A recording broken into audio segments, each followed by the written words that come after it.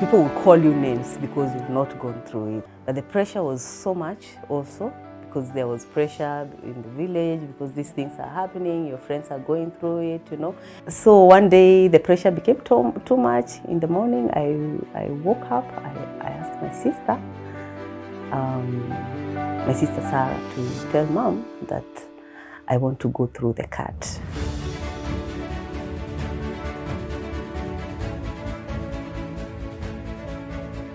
Hello viewers, yes, this is yet another episode of the Conquerors show right here on Wema TV. If you're new to us, welcome. We are on Wema TV YouTube channel every Sunday at 8 p.m. where you can get real life stories about real life people going through real life situations.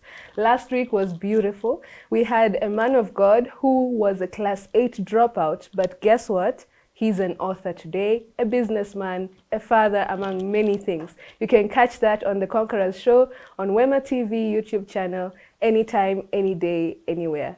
Today we have an indigenous woman. She's paying me to say that. No, I'm just kidding. We have an indigenous woman in the house. She's going to introduce herself because her story is, like we say, indigenous, because it involves so many things that are culturally backed up, but in today's society are not really practiced. In studio with me is Tunda Munga. Welcome, Tunda.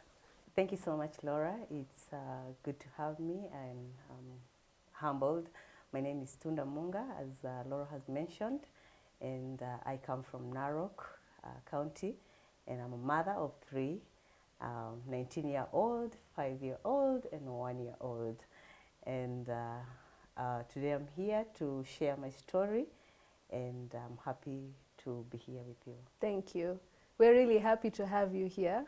And I love how you've introduced yourself, a mother of 3, but you went further to specify. And I think during the show we should get some of how that went along.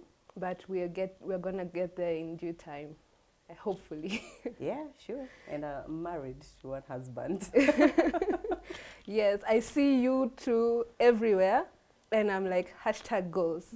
It's beautiful. You're a beautiful couple and a beautiful family as well. Your story today is like you told me to say. Let the record show. You're an indigenous woman. And this is the first time ever that we are going to have a guest on the show, or we're having a guest who is bringing something about their origins like you are. And I love how you're looking. Just for a second, let's just take this all in. You're looking lovely today. Thank you, Laura. Thank Most welcome. So tell us, where does your story begin? I grew up in a village called Enablebel. Mm-hmm. And this is in Narok County, and I'm the 5th born of 6 siblings. Okay. And I also grew up in a polygamous family. My dad had 3 wives, and that one was also, I think, it was fun growing in such a family, because we also had other siblings that were not my mother's siblings, my mother's children. So we would visit sometimes during the holidays. Mm-hmm. And maybe the shortcoming of it was the fact that my father would go for 6 months. So we would see him after 6 months, and every time he came home, we were happy to see him and to receive him. We would run to him, and wow. Yeah, it was fun to have Daddy around. My dad was a very quiet man, and so most of the time I grew up with my mother, in the company of my mother, and so we were privileged to go to school. My mom didn't have a chance to go to school, but somewhere in her old age, or when she had grown up after getting married to my dad, she decided to just go and do adult learning. And that's where she acquired basic knowledge to be able, especially, to read the Bible. That's because she had gotten born again and she really wanted to read the Bible. So she went to school, and also she also wanted to know how to count because she was doing farming, and she wanted to know how to count her money. That's very important. Make sure she doesn't make losses. Yeah, so she's an interesting woman, and I call her my hero. Wow. So you will know why I call her my hero Okay. somewhere as we go along with my story. I would say my mom was the one who was very much involved in our lives as we were growing up, making sure that we are in school, even though daddy would pay school fees. But mommy was so much involved in doing that, and also supporting also in making sure that we're in school, paying still part of the school fees. So as we were growing up, there were a lot of also cultural things that were going on in our village. Part of it was FGM. We're all familiar with that, and Female genital mutilation. yes, and these ones they would happen mostly during the holidays. So there were all these parties that were going on, especially during the holidays. So when I was in class 7,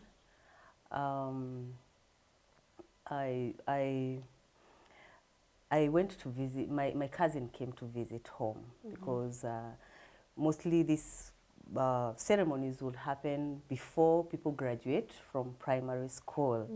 So so I saw a lot of my age mates, people in school. During the holidays, we would go through the genital cut, and I actually attended some of those ceremonies, and it was not something that you really want to go through if you actually witness what was happening in those ceremonies, and they were still very traditional. And so my cousin comes when I was in class 7. She came home, and she requested that after her stay is over, we go with her home. To her home. So she requested my mother, and my mom said it's okay because it was not the first time that was happening. And why this was happening, now I'll come to know, because my mom had already had a stand because she got born again, and the church was advocating for anti-FGM, and there were all those campaigns that were going on. So so the family people knew the stand of my mother. And my dad had given us the ability to choose. He was like, if any of her daughters want to go and go through it, then for him, he didn't have a choice. He didn't have like any restrictions. But if we didn't want, then it was also our choice. But my mom had a staunch stand about it. So this time now, after my cousin stayed for like 4 days. After 4 days, then we decided now we are going to her home.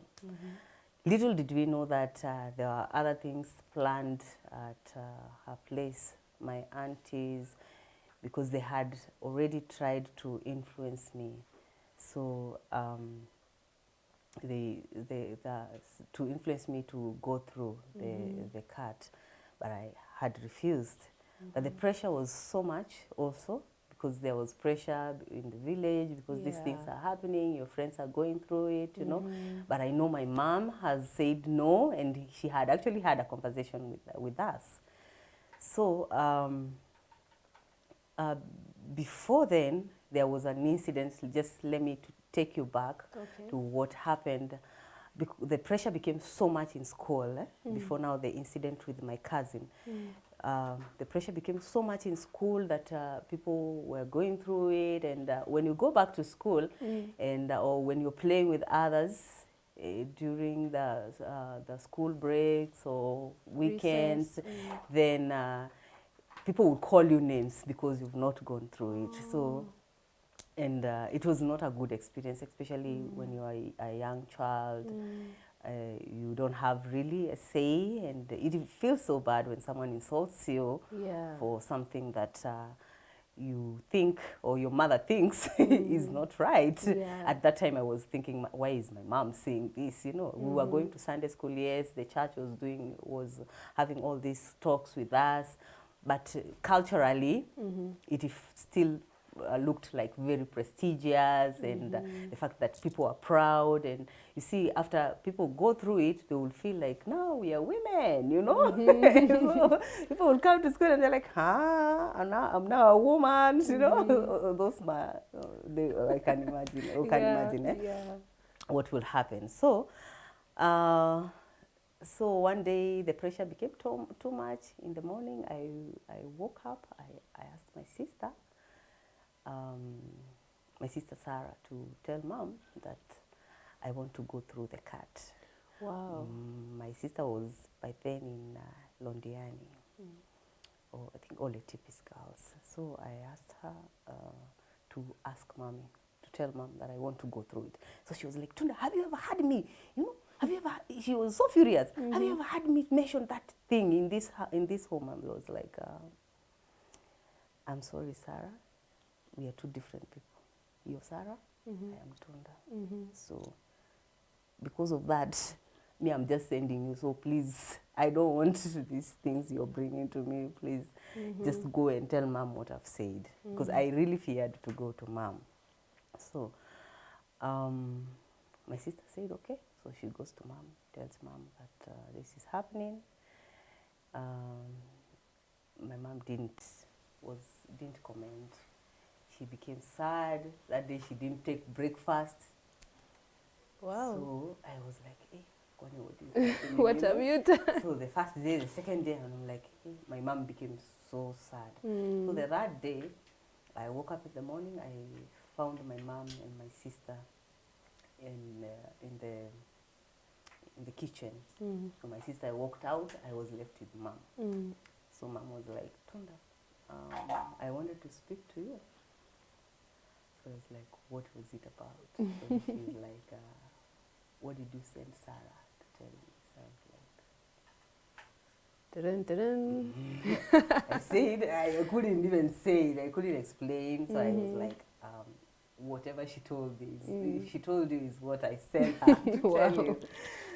So she's like, Tunda, you know, you've been going to church, and you know what the church advocates for. And she actually took time to explain to me why she was not in support of me going through the cut.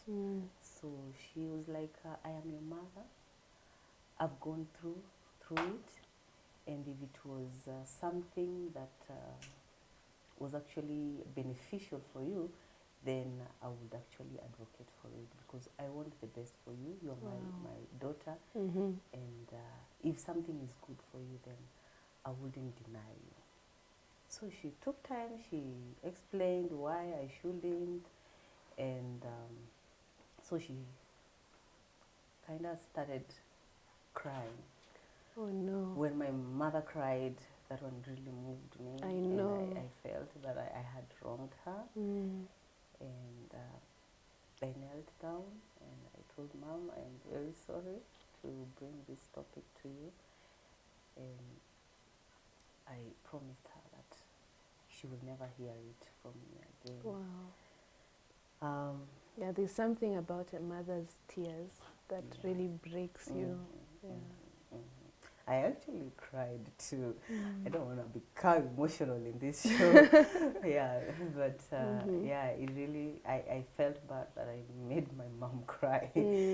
But I am, from where I sit today, I'm very glad that she took time to explain to me and also to guide me about that. And so, and I believe that's why I'm here today, to tell my story. Yeah. So, but the trip to your cousin's place was already planned. No, that it was before. Okay. This was before. now after some time, like I think a year after, is when now my cousin came home, and she requested that we go with her. 4 days elapsed, so we pack our things, we go to my cousin's place. So it was on a Thursday.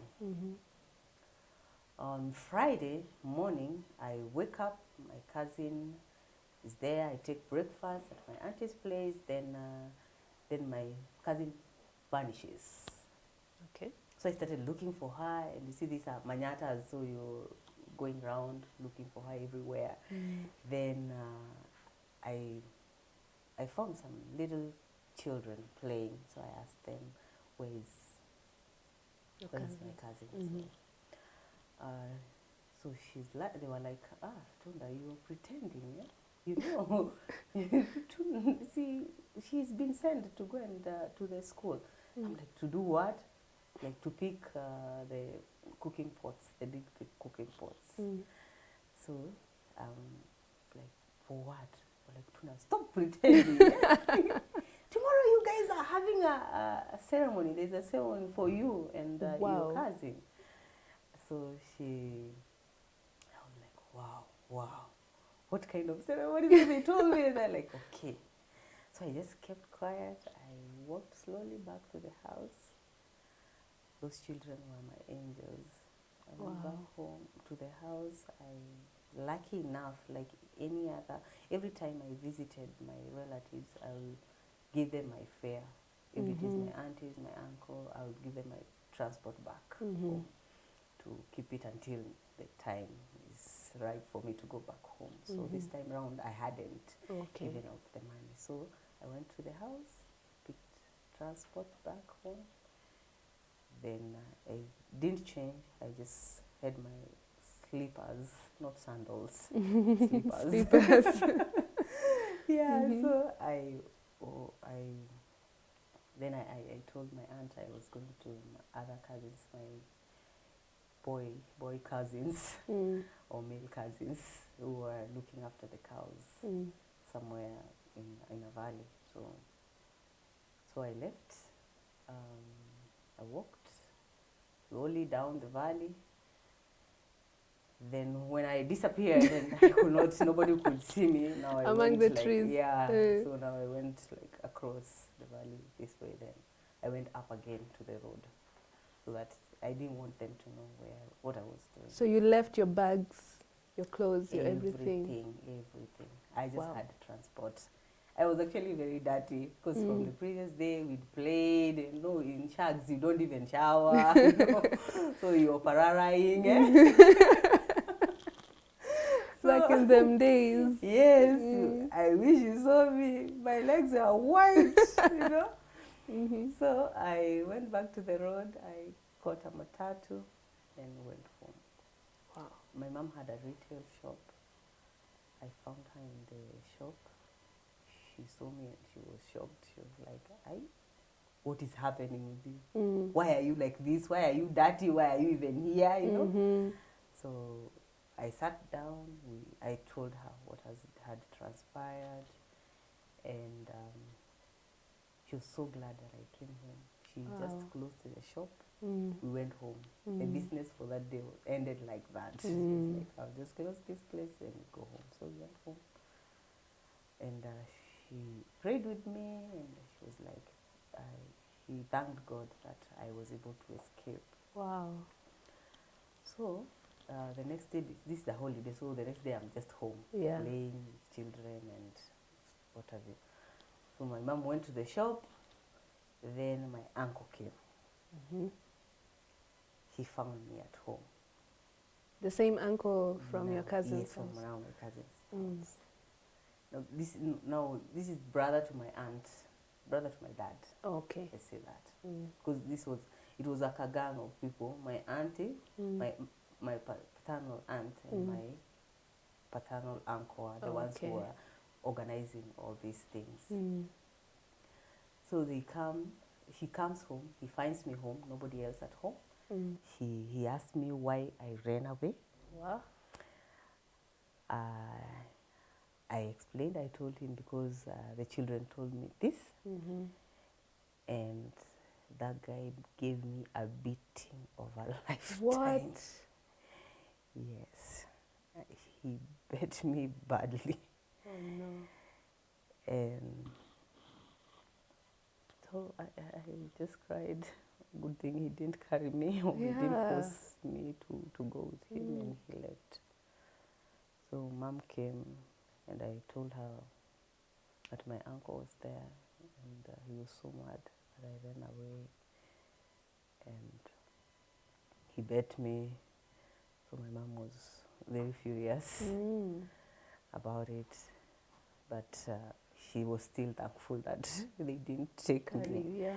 So, so she called. She actually later called them home to tell them that they should just leave us alone. You know. So that phase went like that, but before now I take you to high school, because this is still primary, so that I am done with primary life. The next year, my dad was very sick even during that time. I was in class 7. He had all these complications. He was on and off hospital, and now in beginning of class 8, he was still very sick, and this uncle of mine, brother to my dad again, came home to see his brother. And he was like, so after looking at his brother, and he saw that he's very sick, most probably he concluded he's almost dying. He said that it's going to be difficult for my mom to take me to school. And so he calls me. My mom is somehow, I don't know, they would come when my mother is not there. It's like they were timing. So, yes. So I think also because my mom was very industrious. She was always doing something, either in the farm or most probably in the afternoon she would be in the shop or at the shop. So so he calls me for a meeting, and he's like, "Oh, Tunda, now you see your father is very sick, and because of that, it's good that we are thinking that you need to get married, you know." Okay. So I'm like, I told him I'm in school, so I can't get married. So he's like, "No, you know, you girls will always have a place. You will go to your husbands, and the husband vent for you guys, you know. So it's a good thing that you get married, so that you also remove the burden from your mother, you know, and your parents. You see, your father is very sick." So I'm like, I can't get married. Because they haven't said that they are not able to take me through school.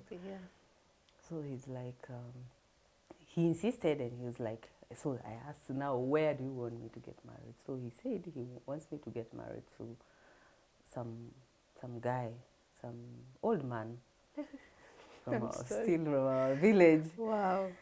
So you're not even in class 8 yet? I am in class 8 at that time. Okay. Beginning somewhere, I think, in February there. So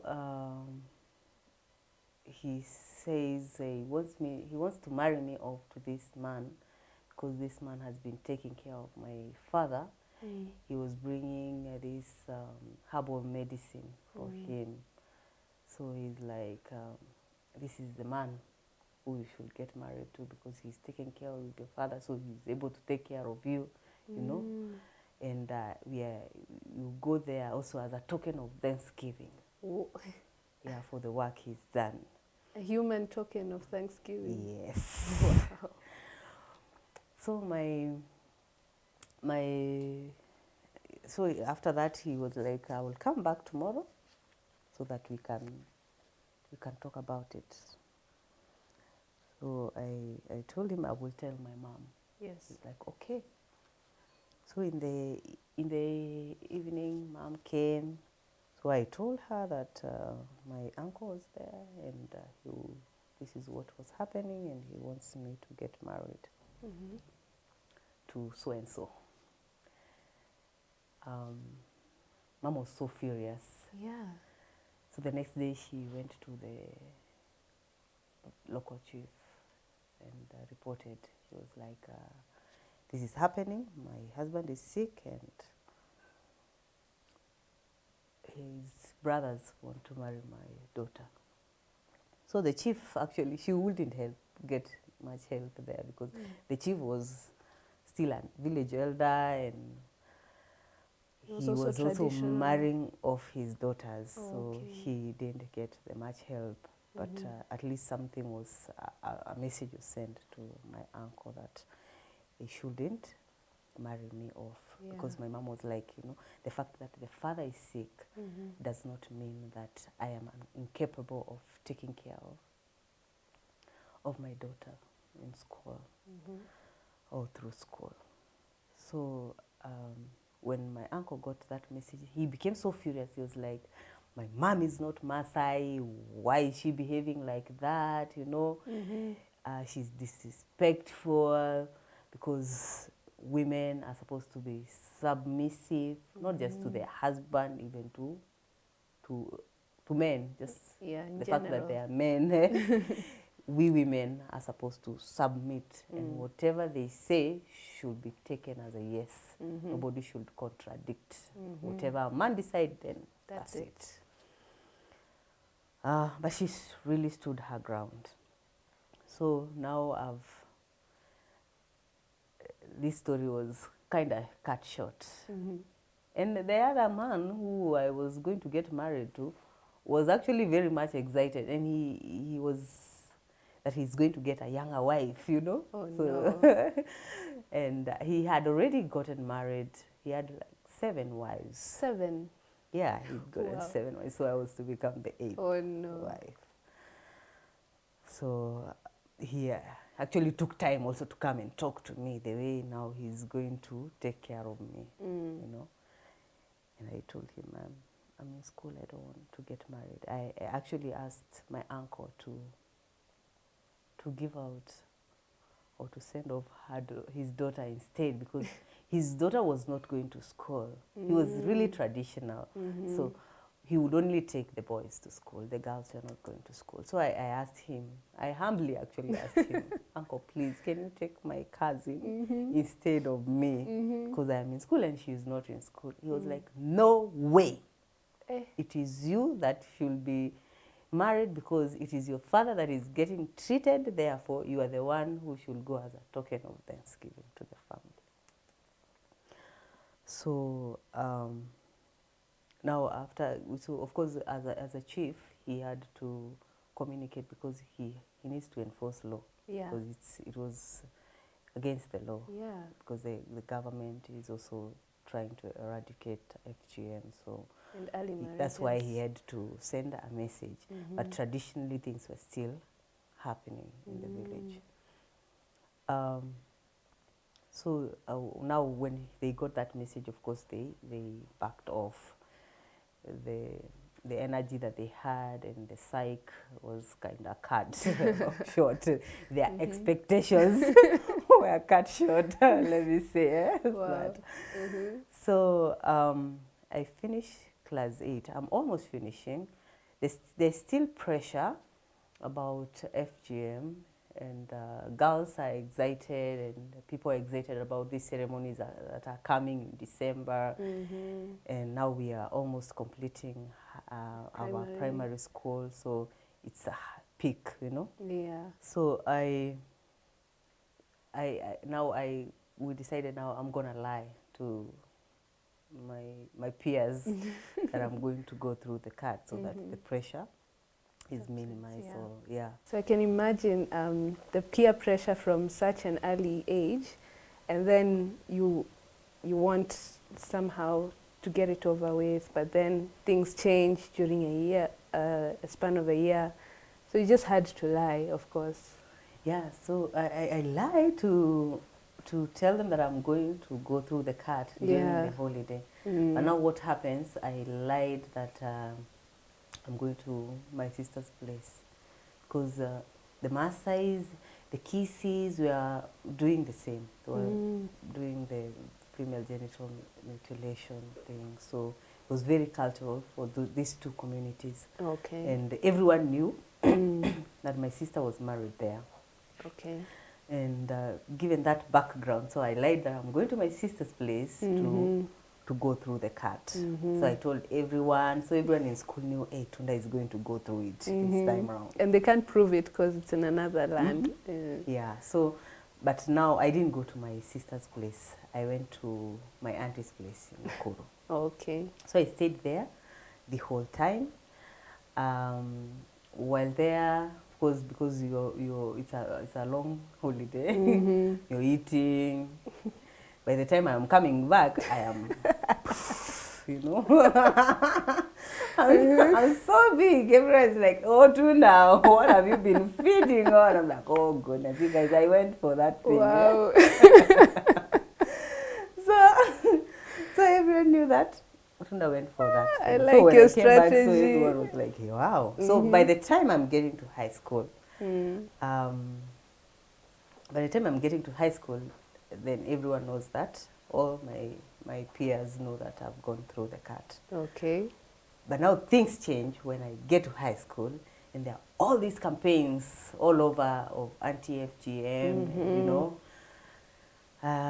So people would come to advocate for anti-FGM in school, and they would bring those models and what was happening for different communities and how actually FGM looks for different communities, because it is not the same in different communities. The Somalis do it the same, the Kikuyus will do it the same, differently, the Maasais will do it differently, so, and the Somalis differently.